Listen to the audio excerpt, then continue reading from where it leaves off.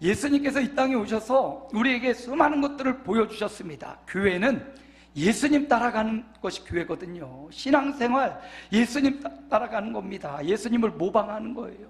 근데 예수님이 이 땅에 오셔서 수없이 많은 일을 하셨는데, 특별히 그분이 하신 그분이 하신 일을 사역이라고 말하죠. 우리도 성가대도 사역으로 하고, 또 목회도 사역으로 하고, 각 예가도 사역으로 우리가 감당하고 있는데, 예수님이 이 땅에 오셔서 우리에게 보여주신 아주 중요한 세 가지 사역이 있어요. 오늘 본문에 그 세 가지 사역이 나옵니다. 예수님 닮아서 살아가는 교회가 건강한 교회입니다. 예수님이 사셨던 삶을 본받는 교회가 좋은 교회예요. 그런 교회가 아름다운 교회입니다.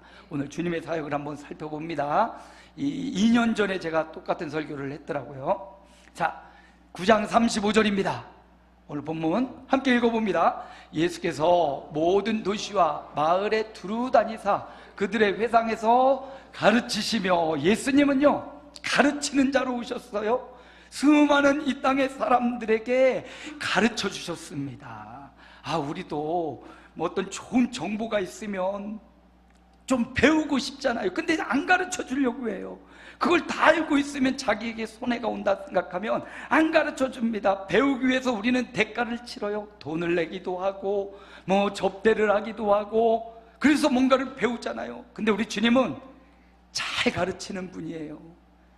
뭘 가르칩니까? 이 땅에 오셔서 주님이 수많은 것을 가르쳐요. 하나님 나라가 어떤 것인지 가르쳐 줍니다. 성령님이 어떤 분인지 가르쳐 줘요. 당신 예수가 왜 이 땅에 오셨는지 가르쳐 줍니다. 주님이 우리가 궁금해하는 것, 그거 가르쳐 주시는 분이에요. 그것도 잘 가르쳐 주는 분입니다. 여러분, 인생 살면서 궁금한 점이 있어요. 왜 이런 일이 펼쳐지는지, 왜 나에게 이런 일이 생기는지, 누가 좀 나 좀 가르쳐 달라고 주님에게 가십시오.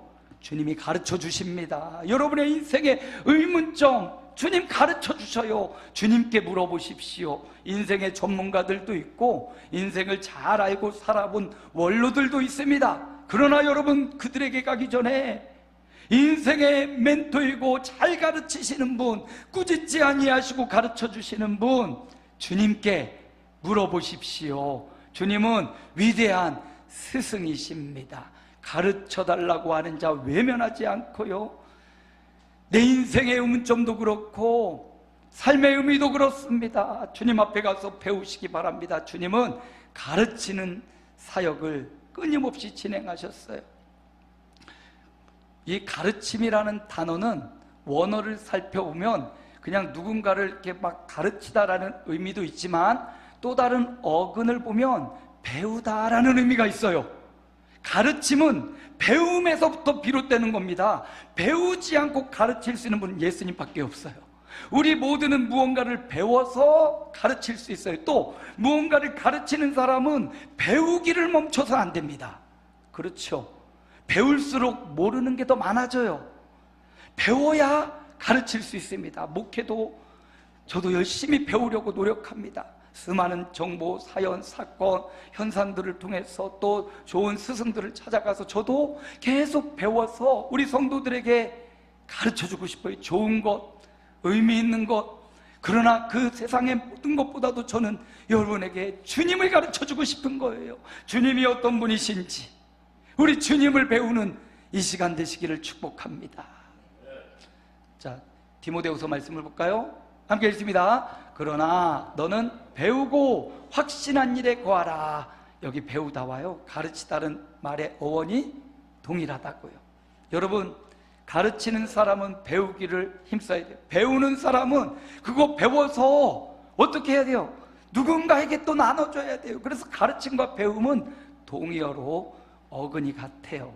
여러분, 이 땅 살면서 여러 가지 필요한 것, 전문 지식, 여러분 먹고 살기 위해서 열심히 배우시고 그거 하나씩 또 가르쳐주며 살아가시기 바랍니다. 그래야 의미 있는 삶을 살아갈 수 있어요. 세상 일도 그런데요, 이 세상뿐만 아니라 오는 세상의 운명을 좌우하는 예수님을 우리가 잘 배워야 돼요. 예수님을 잘 배워서 또 다른 사람들에게 전달해 줘야 된단 말이죠. 저는 요즘 식사할 때 교회에서 식사할 때 김치가 그렇게 맛있더라고요. 여러분 어떠세요? 우리 교회 김치 어떠세요? 반응이 좀 그렇게 저는 김치가 너무 맛있어요. 그런데 여러분 맛이 잘 못 느껴지는 다른 반찬이 너무 많아서 그래요. 김치만, 오늘 식사하실 때 김치를 제일 먼저 먹고 이게 무슨 맛이지 음미해 보세요. 맛있다니까요. 맛있어요. 반응을 해주세요. 우리 김치, 교회 김치 맛있습니다. 회장님하고 지난 가을에 해남에서 배추 시켰거든요. 절임 배추. 그래서 회장님하고 같이 김치를 하는 과정을 제가 지켜봤어요. 뭐 해마다 이제 회장님들이 2년에 한 번씩 바뀌시고 하는데, 예전에 김치를 담그는 이제 유행이 또 바뀌었더라고요. 예전에는 물을 엄청 많이 가져와서 배추 5폭인가 10폭이나 무 하나를 넣어야 된대요. 그래서 그거를 막 채를 쓰느라고 어깨 아파서 막 채를 엄청 많이 쓸었는데, 요즘은 채 쓸 양의 절반 정도 이상을 갈아오더라고요. 그 가니까 농산시장에서 물을 막 갈아줘요. 그 가니까 이제 채 안 쓸어도 그 간 거를 양념들과 생강과 마늘과 고춧가루와 뭐 풀 쓴 거, 젓갈 넣고 이렇게 해가지고 김장을 이번에 담았거든요. 그랬더니 김치가 더 맛있는 것 같아요. 아멘? 김치가 맛있어요. 회장님과 임원들과 우리 성도들이 또 손맛도 있죠. 막 손맛도 있고 했는데, 김치도 유행을 타는구나. 그리고 거기다 갈아 만든 배도 막 집어넣고 비법을 여러 가지를 보았습니다. 여러분, 김치 만드는 거, 요리를 하는 거, 이거 배워야 됩니다. 막 감각적으로 요리를 잘하는 분도 계시지만 어딘가에서 보고 힌트를 얻고 응용을 잘해야 요리를 잘하지요. 흑백 요리단 보셨나요? 아주 신비한 요리들이 막 나오고, 우리는 생각지도 못했던 창작의 세계, 창조의 세계가 요리에 있더라고요. 그 사람들 그냥 하루아침에 이루어졌을까요? 아니에요. 그들도 열심히 배우고 연구하고 적용시키니까 훌륭한 요리가 나왔습니다.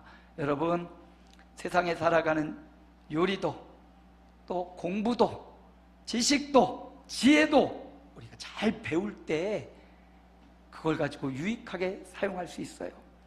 이 땅에서 유익하게 할 수 있는 겁니다. 그러나 이 땅과 영원한 세상을 유익하게 하는 것, 주님이에요. 주님이 우리에게 생명이고 길이십니다. 여러분, 그래서 배워야 되는 거 다 배우십시오. 그러나 그 배움에서 우리 주님을 배우기를 놓치지 마십시오. 여러분의 삶에 일어나는 현상 속에서, 사건과 사연 속에서 주님을 배우십시오. 주님의 마음을 배우십시오. 주님의 원하심을 배우십시오. 그리고 그 배운 대로 또 다른 사람에게 내가 주님 앞에 궁금해서 물었더니 하나님이 이런 답을 주시네, 이렇게 주님을 나누십시오. 주님을 배우고 주님을 나누는 삶. 이 땅을 살아가면서 좋은 스승을 만난 것 정말 축복이에요. 여러분 인생 살면서 여러분의 초등학교 시부터 현재 이르기까지 여러분 마음을 알아주고 여러분을 용기 주고 힘주었던 선생님 계시나요? 또 기억에 남는 목사님이 계신가요? 여러분 마음에 남는 좋은 친구 있나요? 그 사람 만나면 무장이 해제되고 뭐 아무렇게나 얘기해도 다 이해해주는 그런 사람 있나요? 그게 여러분 멘토라고 하는 건데요, 인간 멘토는 참 좋은 것 같아도 여러 날 살아보면 바닥이 드러납니다. 우리 주님이 아주 좋은 멘토가 되세요. 여러분의 궁금한 점, 의문점, 해결하지 못하는 문제, 배우고 싶은 것, 우리 주님 앞에 가서 요청하십시오. 좋은 멘토가 되셔서 여러분을 지도해 주십니다. 저도 여러분의 모든 삶의 영역에 관여할 수 없어요. 우리 주님만이 여러분의 모든 삶의 멘토가 되셔서 여러분을 이끌어 주실 것입니다. 주님을 멘토로 오늘 삼고 주님께 배우고 주님을 나눌 수 있는 삶, 그런 삶이 이어지시기를 축복합니다. 두 번째, 오늘 본문 말씀 마지막 부분을 함께 읽습니다. 모든 병과 모든 약한 것을 고치시니라. 우리 주님은 이 땅에 오셔서 가르침의 사역, 하나님 나라, 그리고 우리 인생의 삶과 의문점들을 다 가르쳐 주셨습니다. 그리고 주님이 또 하신 일이 있는데 고침의 사역이에요. 힐링의 사역입니다. 힐링. 우리가 어때 저기 뭐 산에 올라간다든지 그러면 자연 속에 들어가면 힐링이 막 되잖아요. 치유가 막 일어나잖아요. 예수님이 하신 두 번째 일은 고침의 사역, 힐링의 사역이에요. 주님 앞에 나온 사람들을 고쳐주셨습니다. 우리가 읽은 9장 본문에도 보면 9장 1절부터 보면 중풍병자, 아주 심각한 중풍병이 걸려서 움직이지도 못하는 사람을 예수님이 심상을 들고 일어나 걸어가라 고쳐주시는 겁니다. 그리고 주님이 본문에도 보면 마태를 부르시기도 하고요, 혈류증에 걸려서 고통받는 여인, 그 여인의 질병을 고쳐주시고요, 병들어서 죽은 소녀를 일으켜 주시기도 하고요, 나면 또 눈을 멀었던 맹인의 눈도 주님이 뜨게 하여 주시고요, 고쳐주시는 고침의 사역이 계속 나타나고 있어요. 그리고 오늘 본문에 보면 수많은 사람들이 불쌍하게 주님 앞에 오는 그 모습들을 보면서 오늘 말씀을 주고 계십니다. 주님은 치유의 주님입니다. 주님은 우리 마음과 몸과 영혼을 어루만지고 고치시는 분이에요. 그래서 우리 주님 앞에 가면 치유를 받고 회복을 받습니다. 오늘 저와 여러분이 예배하는 이 시간이 주님으로부터 치유받는 시간이에요. 영적인 병원에 온 것입니다. 여러분 잘 오셨습니다. 이 시간 예배하면서, 이 시간 말씀 들으면서, 이 시간 찬양하면서 주님의 치유가 넘치는 시간 되시기를 축복합니다. 보니까 말씀을 잘 보시면 모든 병과 모든 약한 것을 고치셨다. 인간 의사는 모든 병을 고칠 수 없어요. 의술이 발전해서 수많은 병들을 고치고 있지만 여전히 고칠 수 없는 질병들이 너무 많습니다. 병뿐만 아니에요. 모든 약한 것을 고치시는 주님, 힐링하시고, 이 원어는 세라피인데 테라피라는 말이 여기 이 헬라에서 왔어요. 고치시는 분. 이 고침이라는 단어도 두 가지 의미를 쓸 수가 있어요. 고치다라는 의미와 섬기다라는 의미로 번역이 됩니다. 섬기다. 여러분, 언제 우리가 치유가 일어나고 회복이 일어납니까? 상처가 나서 이렇게 막 움직이다가 팔이 다쳐서 여기 상처기가 났으면 뭐 심하면 의사한테 가고 심하지 않으면 마데카솔, 후시딘 이런 거 바르잖아요. 그러면 상처가 났는데 바로 재생되는 경우가 없어요. 한 일주일 지나면 딱지가 않고, 한 2, 3일 되면 딱지 않고, 그게 이렇게 가면서 딱지가 뚝 떨어지면서 이게 매끈매끈 제살처럼 회복이 됩니다. 치유는 그런 거예요. 치유, 이 땅에 몸이 아파서 치유되는 것, 마음이 아파서 치유되는 것, 더 나아가 영혼이 아파서 치유되는 것, 이걸 몸으로서 쉽게 하나님이 보여주는 거예요. 회복입니다. 치유는 병들어서 딱 낫는 것도 치유고요, 우리가 막 앉았다가 일어나는 것, 중풍병자가 일어나서 걸어가는 것, 이것도 치유인데 진짜 치유의 의미가 뭐냐면 회복되는 겁니다. 어떤 상태로? 창조의 형상으로 회복되는 겁니다. 이걸 조금 더 깊이 얘기하면 치유와 회복은 예수님 닮아가는 게 바로 치유예요. 여러분, 여러분의 인생이 병이 걸리기도 하고요, 뭐 정말 심각한 질병에 걸리기도 하고, 이렇게 하면 낫는 병도 있고요, 여러 가지 병이 있습니다. 그런데 그 병을 통해서 우리가 하나님 앞에 기도하기를, 하나님 내 몸의 병을 고쳐주십시오, 내 마음의 병을, 영적인 병을 고쳐주십시오, 이렇게 우리가 기도합니다. 기도하면 하나님 들어주시지요. 그런데 하나님은 정말 이 질병과 아픔을 통해서 원하시는 바가 있다면 창조 형상으로 우리가 회복되는 겁니다. 그리고 우리가 이 아픔을 통해서, 이 고통을 통해서 주님 닮아가는 모습이 되기를 원하시는 거예요. 그래서 치유를 그냥 이런 몸이 낫고 일어나고 눈을 보고 여기에 제한을 두지 마세요. 우리 마음에, 우리 영혼에 수없이 많은 상처들이 있어요. 태어날 때부터 죄인이라는 죄인이라는 삶을 안고 우린 태어났습니다. 그래서 우리는 수없이 많은 죄를 짓고 죄책감에 시달리고 여러 가지 양심의 고통을 갖고 있어요. 하나님이 예수 그리스도의 보혈의 피로 우리를 창조의 형상으로 회복시켜 주시는 분. 자, 예수님이 여기 마태복음 9장에 중풍병자를 고쳤고요, 그리고 혈류증병 걸린 사람을 고쳤고요, 그리고 맹인들의 눈을 고쳐주셨어요. 그러면 그들이 영원히 아프지 않았나? 예수님이 고쳐주셨으니까 영원히 아프지 않았을까요? 아팠을 거예요. 또다시 병들고 또다시 아팠을 거예요. 죽었다가 살아난 나사로도 또다시 죽었어요. 그러니까 우리가 이 말씀에서, 치유의 말씀에서 우리가 깨달아야 될 것이 있다면, 내 영혼이, 내 몸과 마음이 회복된다는 것, 창조의 형상으로 예수님을 믿는, 예수님을 닮은 사람으로 회복되는 것, 이게 치유입니다. 오늘 예배 드리면서 여러분의 몸도 치유되고 마음도 치유되고 영혼도 치유되고 창조의 형상으로 예수님 닮은 인생으로 회복의 역사가 일어나시기를 주님의 이름으로 축복합니다. 예수님은요, 이 병을 고칠 때 마가복음 9장 29절에 보니까 이렇게 고치셨어요. 함께 읽습니다.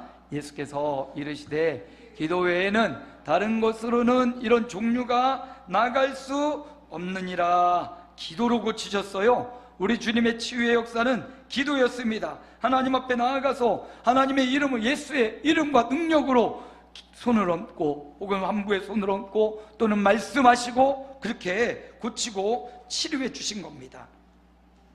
우리 주님이 말씀하실 때 모든 인생들이 치료를 받고 회복을 얻게 되었습니다. 오늘 주님 앞에 나온 여러분, 창조의 형상으로 회복되기 원하십니까? 여러분의 마음과 심령, 육체의 고통이 치유되고 회복되기 원하십니까? 우리 주님 앞에 나아가십시오. 우리 주님은 기도해 주시는 분입니다. 목사님을 통하여 기도하고 주님이 성령으로 여러분 안에서 여러분을 위해서 위로하시고 기도하셔서 여러분이 치료되고 회복되기를 간절히 원하시고 계신다는 사실을 여러분 꼭 기억하시고, 우리 주님 앞에 나가서 주님의 치유와 주님의 회복을 받는 이 시간이 되시기를 주님의 이름으로 축복합니다. 주님은 고쳐주시는 분이에요.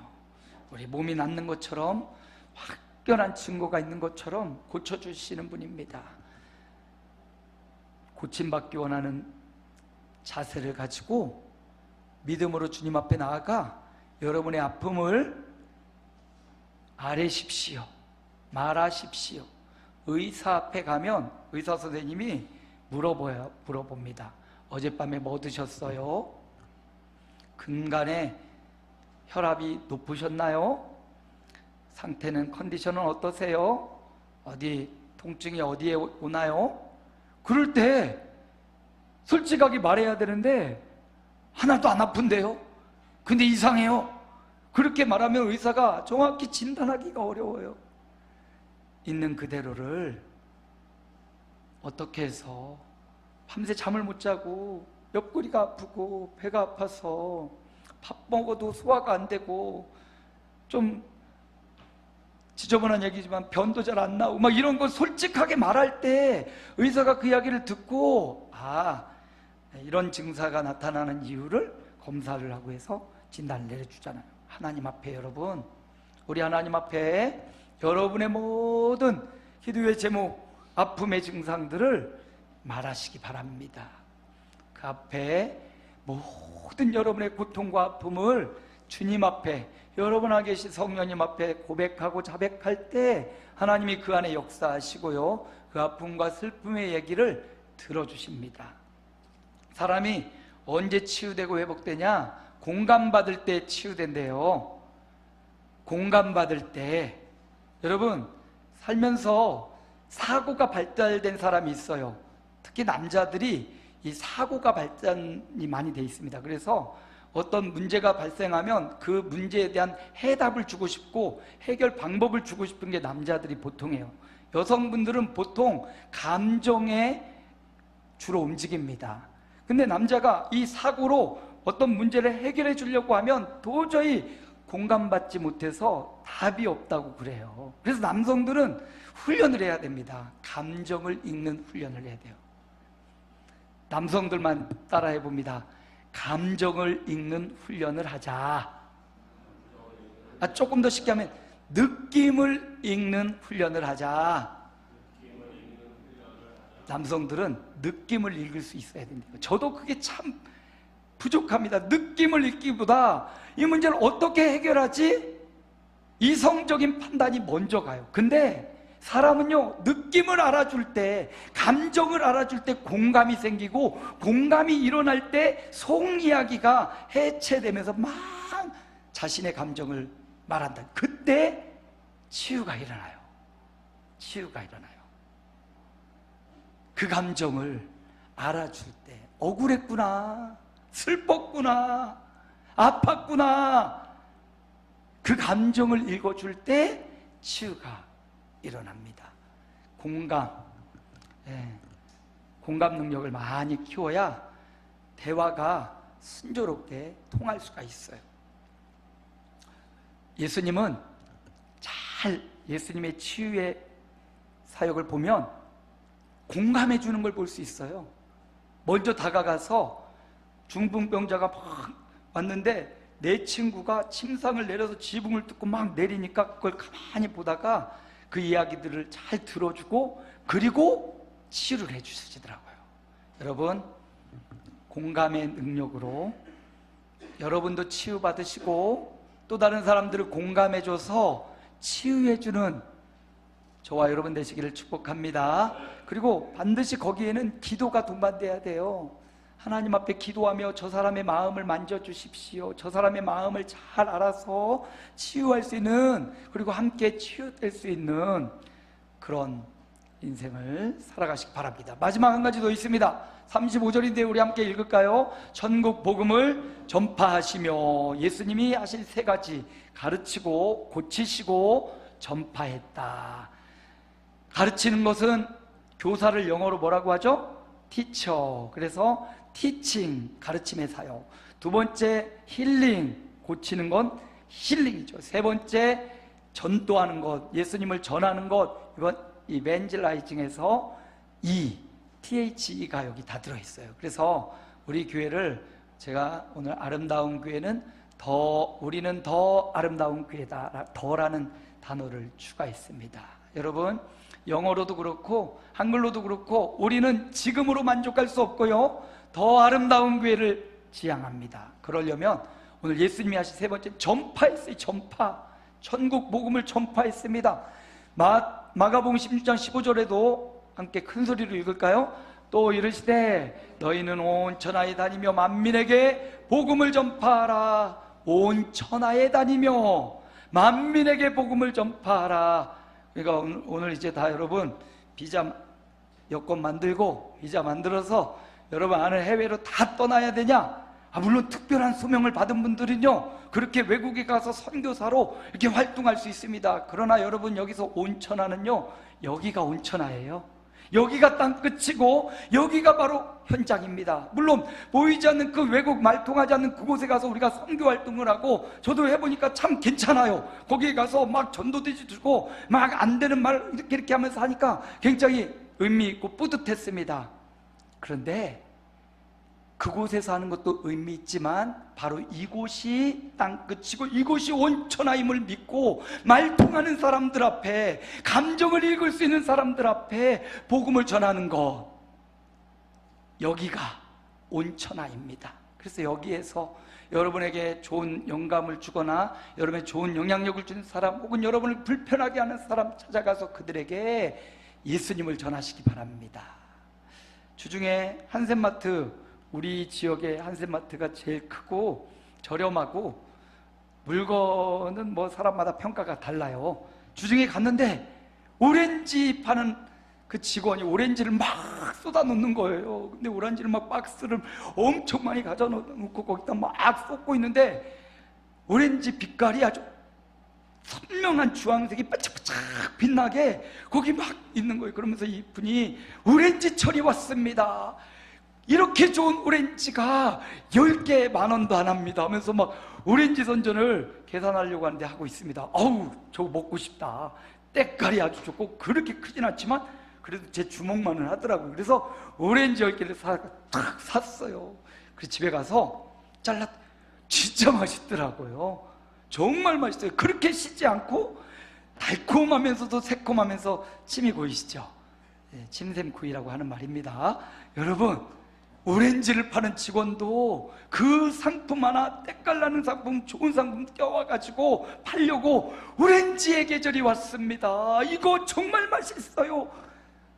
고객인 제가 사게 만들더라고요. 여러분, 천국은 오렌지에 비교할 수 없는 곳이 아닙니까? 우리가 가고 우리가 소망하는 천국은 오렌지에 비교할 수 없는 곳이 천국이에요. 주님을 믿는 자, 천국을 소유한 자. 여러분, 한센마트 직원처럼 우리는 천국 직원으로 예수 믿고 지금 사명의 삶을 살고 있습니다. 그러므로 여러분, 이토록 아름답고 이토록 행복한 천국을 오렌지 파는 직원처럼 여기 전파하다, 이 말은요, 큰 소리치다, 하나님의 나라를 큰 소리로 외치다. 조명숙 권사님이 태어나려다가 아파가지고 그냥 그 5층이 떠나가도록 외쳤대요. 너무 아파서. 너무, 그리고 얌전한 분이잖아요, 조용조. 근데 아프니까요 그렇게 소리를 질러서 너무 미안하고 창피하다고 그러시더라고. 아파서 신음하는 것보다 여러분, 좋아서 예수님의 나라, 하나님 나라 좋아서 여러분 소리치고 예수님 믿으라고 여러분의 삶과 말로써 예수님을 전해주는 천국의 전도자들이 되시기 바랍니다. 천국은 있습니다. 분명히 있습니다. 그 천국을 홍보하는 홍보대사로 우리를 보내셨어요. 그래서 예수님도 가는 곳마다 가르치고 고치면서, 야, 천국은, 하나님 나라는 이처럼 회복이 있고, 하나님 나라는 이렇게 너희가 오병이로 먹고 마시면서 행복하고, 하나님 나라는 고침이 있고, 하나님 나라는 근심이 없고, 하나님 나라는 회복이 있다. 하나님 나라를 보여주고 큰 소리로 외쳐 주셨습니다. 말씀을 마쳐요. 우리는 어떤 교회다? 어떤 교회다? 더 아름다운 교회다. 더 아름다운 교회다.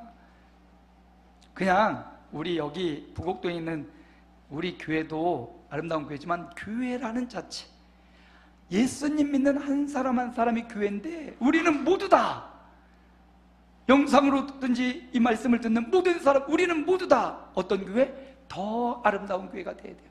여기 더는 점점점 더라는 의미도 있고요, 영어에 티칭과 힐링과 이벤젤라이징 첫 자를 딴 더예요. 예수님이 이 땅에 오셔서 말씀 속에 우리를 가르쳐주고, 우리는 예수님을 배워야 되고요, 예수님은 기도하며 한 사람 한 사람을 고치고 예수님 닮아가게 했던 것처럼 우리도 고침받고 치유되어 예수님 닮은 삶을 살아가야 됩니다. 언제나 주님을 큰 소리 외쳐 전하였던, 하나님 나라의 증인이었던 예수님처럼 우리도 이 사역, 가르치고 고치고 전파하는 사역, 가르치고 고치고 전파하는 사역, 우리의 삶에 적용하면 배우고 닮아가고 전하는 삶, 이게 우리로 하여금 더 아름다운 교회로 만들어갈 것입니다. 소아시아 7교회를 향한 평가는 최후평가가 아니라 중간평가였습니다. 이제 최후평가가 남아있어요. 우리 아름다운 교회, 여러분 한 분 한 분을 위한 마지막 평가도 남아있습니다. 주님은 원하십니다. 더 아름다운 교회로 나아가기를 원하십니다. 주님은 이 세 가지를 예배를 통해서 다 보여주셨어요. 가르치고 고치고 또 천국 복음을 전파한 것이 어디에 있었냐? 예배 안에 다 들어가 있었어요. 오늘 이 예배하는 저와 여러분에게도 주님이 행하셨던 이 세 가지가 예배 가운데 담겨져서 더 아름다운 교회로 세워져 가는 것입니다. 이번 한 주가 이렇게 예배함으로 이 세 가지 사역을 마음에 담고 실천함으로 더 아름다운 교회로 세워져 가시기를 주님의 이름으로 축원합니다.